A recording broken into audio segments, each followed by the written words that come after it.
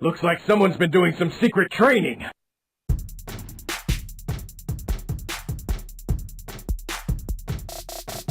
Hello and welcome to another episode of the Panacea Concept.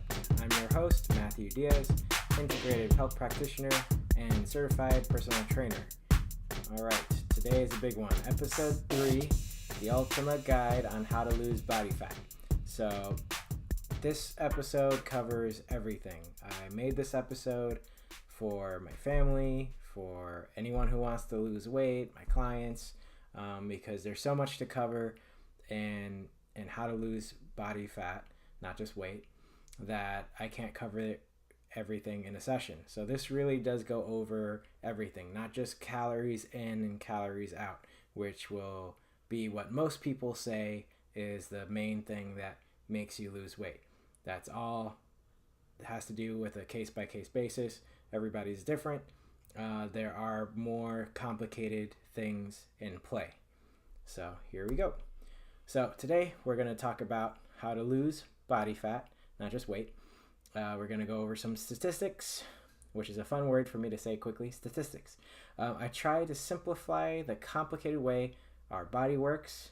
And last but not least, I actually give you an action plan on how to lose body fat. So some statistics: a third or more of the population is overweight or obese. And we've all seen these statistics on the foundational information of how the body works. So we're going to go over the metabolism, gut health, microbiome, which I went over in a previous episode a little bit on. So feel free to tune in on that. We're going over macros and micros. So that's macronutrients and micronutrients, hormones, and the mind, because the mind affects our body. It affects our hormones, which I'll go over in a different episode because this one's already going to be a long episode. So first up, the metabolism. Your body is always trying to find a state of equilibrium. Certain things in the body take priority over others. For example, if you're lacking enough calcium in your blood, your body will draw out calcium from your bones into your blood because that takes precedence over your bones. So there's a little tidbit for you. Higher calcium level in your blood leads to more artery constrictions, but I can't go into more detail about that because this episode's already long. We're moving on. So there is a minimum amount of energy and nutrients required for the body to function, and there is an optimal amount. So a lot of people are at the minimum amount of nutrients, which is what our nutrition facts cover. So when you see 100% of a particular vitamin or mineral that's on a nutrition facts label, it's not telling you what the optimal amount for you to have. It's the minimum amount for you not to have a disease. So you can probably times all those vitamins by 10, and that would be an optimal amount for you. So a healthy body is not an overweight or obese body. So a lot of people like to think that that's just their genetics. They can't lose body fat. They're stuck. And they just have to love themselves the way they are. But you are not your body. You're your mind, and you need to have a healthy body to have a healthier mind. So hopefully this video helps you out. It's nothing about vanity. It's about health. So here's some metabolic advice. Around 70% of our calories is burned in a day just by body composition. So that means if you lay in a bed all day, that's the amount of calories you're going to burn. All right. So, just bodily functions and your body composition. That's 70% of the calories you're burning in a day. This is something that they don't teach, and they teach a little bit in the certification and the personal training certification, but then they tell you to just move around more. But you're going to see in about a second how moving around more, it's not an efficient way to lose body fat. So around 30% is activity, which means you can't simply work off the body fat. So everybody's guilty of this. They'll overwork themselves in order to lose the body fat. Yeah, that's 30%. We need to change our body composition, the 70%, in order to be more efficient with the way we're losing body fat. So, because you could easily lose muscle along with body fat, and that'll slow down the metabolism, and I can't go too far into that. So, find the 20% of the things that you can do that will give you 80% of the results you need. So I'm definitely going to be covering that 20% of the things you need to know to get you 80% of the results. So stay with me. So learn how to work out properly. Here's where the advice comes in. Learn how to eat well and learn how to have a healthy mind. Be happy. Your mind affects the body. I'll explain later. I do get into that. It's science, which is why I'm wearing this Neil deGrasse Tyson shirt. So 80% of your immunity is in your digestion system, which is what I went over in the previous video or episode. So, is your digestion healthy? Is it strong enough to get all the nutrients from your food? It's a big one. Gut health. There's a lot of books just on gut health. My certification, a lot of hours I spent with my certifications, level 1 and level 2 integrative health practitioner, just going over the gut. All right. Bloating is a bad sign of bad gut health. Do you regularly have bowel movements? Another sign of non-optimal gut health. Intestinal permeability. So you might not know this without lab testing. Well, you won't know this without lab testing. The intestines have what's called tight junctions, which are supposed to be tight enough only to allow nutrients from the intestines into the bloodstream. When they become loose through drinking a lot of alcohol, through stress, those are just two of the ways, they become a little bit looser and they allow bigger particles besides nutrients to go into the bloodstream, leading to many diseases and many issues within the body, because the body will start to attack those particles that are not supposed to be in the bloodstream. So, do you have parasites? You're not going to know. They're microscopic. There's a lot of obvious symptoms, but you don't know until you test. And if you have parasites, could cause all sorts of different symptoms, which is why natural health is so much harder than just throwing a pill at a symptom. Okay, so let's go over macronutrients and micronutrients. What are macronutrients? Proteins, carbohydrates, and fat. What are micronutrients? Your vitamins and minerals. All right, so let's go over macros. This is where a lot of sources on the internet is going to say just count your macros and that'll get you where you're going, which is true, but not the whole picture. So any diet that tries to cut out any macro is going to be really bad in the long term. So that means keto, the low carb diet, bad long term. But in the long term, your body is going to lose its sensitivity to it. So then you're going to need to correct that in the long term once you work these nutrients back into your diet, because they can't stay out of your diet forever. Your body needs it. Carbohydrates are the preferred energy source. So when people try to get their body to run purely on fat, it's not sustainable. All right, micros. Potentially not getting enough micronutrients can lead to hormone imbalances. On my YouTube video, I have a steroid hormone metabolic pathway chart. So, leading to Right. So your hormones are made up from vitamins and dietary fats. Right. So here I have vitamin B5 leads to acetyl coenzyme A, which then goes into cholesterol, then circulating LDLs, which then goes into pregnenolone, which is the mother hormone, which, if you're looking at the graph, the stress response would be where the arrows are leading. So if you're stressed all the time, whether it be from a bad intestinal health microbiome, whether it's from emotional stress, whether it's from physical stress and pain, your body's going to have a preferred pathway to cortisol. So, which leads less nutrients for the rejuvenating hormones. Yeah, so basically think of that.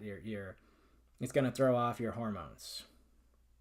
All right, so raising testosterone, very hot topic. Okay, with my level 2 certification, I learned a lot of ways to boost testosterone naturally, which was like a big mind-blowing moment in my certification.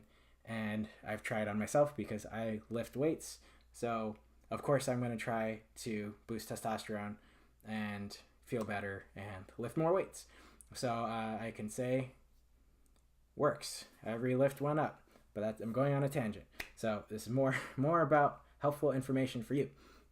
So the main place people should look when they're trying to boost testosterone is not by artificially or naturally replacing it, because then that replaces the body's function of producing testosterone. So if your body senses, it can tell that has testosterone, it's getting it, it'll ramp down its own production, which again is short-sighted.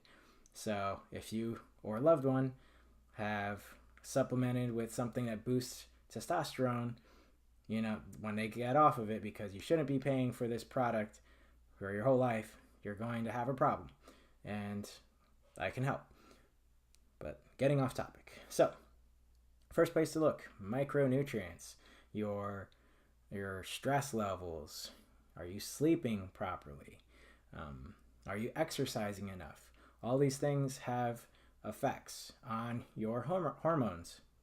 So, let's see. Blew up the graph. All right, this graph that I was talking about earlier is called the pregnenolone steal. Okay, so this graph I'm talking about earlier, I blew it up here on the video. It's known as the pregnenolone steal, and it's kind of a misnomer, I believe, because it kind of leads you to believe that all the hormones are going to be used for cortisol. That is not entirely true. The priority is given to cortisol, leading to less restorative hormones. So it's a preferred pathway, less of a steal, less of a complete monopoly on that path. So moving on. Action plan. Okay, so I am going to give you 2 options on how to lose body fat. All right, option 1. Balance your diet by improving one meal at a time, because you shouldn't flip over your whole day, your whole life. It's not sustainable. You gotta build on these small wins. So try to have 2 to 3 servings of fruit and vegetables per meal, preferably foods you don't have a sensitivity to or digestion issue with, which I will go over in another episode about IgG reactions, which is a delayed sensitivity. It's a delayed immune reaction to a food, which is so tiny that you can't tell. It could lead to water retention. It could lead to water retention, joint pain, joint issues, a host of other symptoms that could lead to more stress. So option 2, which is what I did before I got into the integrative health practitioner and learned some more in-depth details about how to lose body fat, is you can count your calories. You can track your calories so you're going to track your body weight, you're going to track your calories, your macros, But that can lead to a bad relationship with food, which I know it did with me. I did not view food as nutrients. I viewed it as numbers, and it does work. You can manipulate your body through just paying attention to the macros, but you run into those hormone issues I was talking to before. So you can measure your food with cups and spoons, or you can just use a food scale and use an app to count all your calories and estimate it. Everything's always an estimation. And then you can tweak your calories and macros from there. I'm going to go into a little bit more depth in the next slide. So on top of those two options, you're going to increase muscle mass. It takes 10 to 30 extra calories per pound of muscle. And that's, of course, an estimation, but you get the point. More muscle, more metabolic demand. So, i.e., you can eat more and be more toned. So this muscle is not going to sneak up on you. I think every person, since I work at a gym and do evaluations for clients, every person thinks if they lift heavy weights, they're going to somehow lose their neck with the amount of muscle that's going to be surrounding it. And it's just ridiculous. Even if you take drugs, it's not going to sneak up on you. So you're just going to look like a more lean, toned individual. So when you train, stay away from machines. Isolating every muscle doesn't make sense. Your body doesn't work in isolation, so why would you train in isolation? Use compound lifts. They're your best friend. Learn how to perform them properly. So better technique, the better muscle recruitment, recruiting the proper muscles for lifting, the more you're going to get out of the exercise. There's a huge ceiling for the amount of progress and benefits you can get from lifting with free weights as opposed to machines, especially with time. You don't want to waste your time at the gym. So educate yourself, get a mentor, whether it's a virtual one with books, online coaching, videos, or a real one, personal trainer, also I'll do a podcast or video to help you find a good personal trainer, because most of them, and I work with some of them, if any of them are watching and you feel like this is pointed at you, then you're probably a salesman. So they're not in it to help people, unfortunately, which gives the industry a bad name. I got into it to do the opposite. I believe if I help people, I can make a living helping people and being an honest person. So call me crazy. Let's see if it works out. So I'm only 6 months into this. So most sources are not helpful, and they're insecure about giving away too much information. I'm going to be giving away all the information. The way I can make money off of it, if you're asking, is individualizing plans for people. No one owns the truth, right? My neighbor, Federico, if he's watching, he told me that. So thank you. I like that quote. Option 1, let's go a little bit more in depth. Balance your portions. So on your plate, you have protein, carbs, and fat, a healthy fat, hopefully. You're going to tweak and balance it depending on how your body reacts, which is a little bit more a little bit more intuitive. So you have to monitor your body fat, your body weight, and increase your carbs from there. So you're just going to not stress over it and just play with the carbs until you get what you want. Of course, you're going to most likely have to reverse diet. So since everyone that I've ever talked to restricts calories to the point where they don't lose any weight, their metabolism has slowed down to that point to be vague about things, to not go too much into weeds. So they reduced their calories all the way to 1200, right? Their metabolism also slowed down to 1200, got rid of some muscle. Now you want more muscle. So you're going to slowly increase your portions of carbs. And if you're not getting enough protein, you're also increasing protein. You want at least 20 to 25%, depending on body weight. That'll go more in depth on that later in a different episode. This is already 20 minutes long. So you're working the food up and you're working the activity up in a way that builds muscle. So a lot of people and some of my clients are surprised when, although they're eating more, they're gaining more muscle and they're losing more body fat. That's the recompositioning that happens when you are deconditioned. So take advantage of it. It's going to be great for the first 3 to 6 months. So do it right. Reduce your portions to lower body fat. Once you've worked your metabolism up, sped it up, keep it up for at least 3 to 6 months, because you want to build as much muscle as possible so that when you cut, when you lower your portions, you're going to have more muscle and you don't have to lower your portions too much to lose the body fat. And of course, proper effective training is one of the major pillars of this. I'll go over how to properly train more in another episode. So option 2, calorie tracking. So this works, like I said before, but it leads to a bad relationship with food, which I did have. So let's go over anyway, because I want you to know at least 2 ways to do it.